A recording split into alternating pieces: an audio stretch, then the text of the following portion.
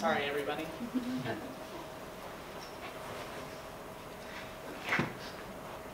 Stop. All right, so as Julie mentioned, the name of my project is Prepositional Phrase Ambiguity Resolution in Spanish-English School-Aged Children. My project advisors were Professor Julie Ducius and Professor Karen Miller here at Penn State, and then Professor Teresa Bajo and Daniela Polieri from Granada. And this is the CMC. So the basis of this project was based on a study conducted by Trueswell and his colleagues in 1999.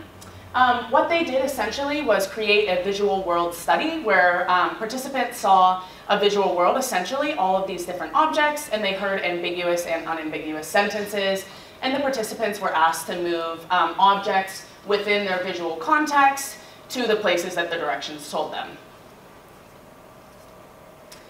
So one of the examples of the ambiguous phrases that were used in this experiment itself was put the frog on the napkin into the box.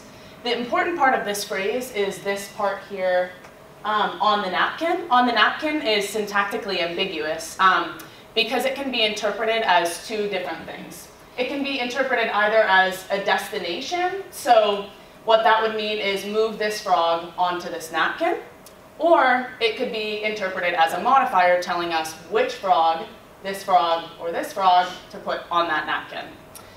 And so each participant would see all of these various sentences, ambiguous and unambiguous sentences, either in a one-reference context or a two-reference context. And again, participants were asked to move the objects based on these sentences.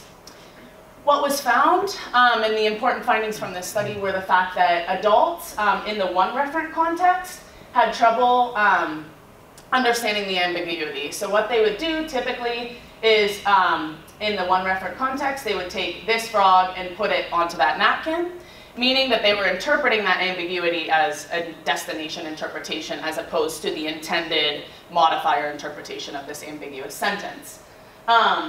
What's important about this as well is that when they were analyzing the child data from this study, what they found is that children, unlike adults, had a lot of trouble looking at the visual context and integrating that into their interpretation of the sentence. So children made, uh-oh.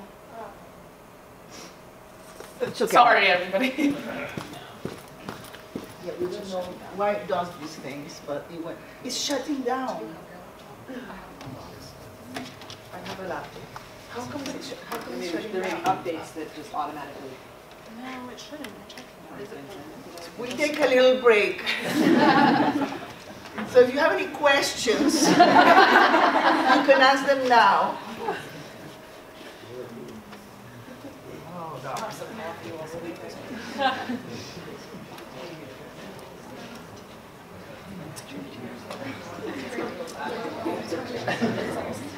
Oh, no. In the meantime, I can entertain you with another announcement.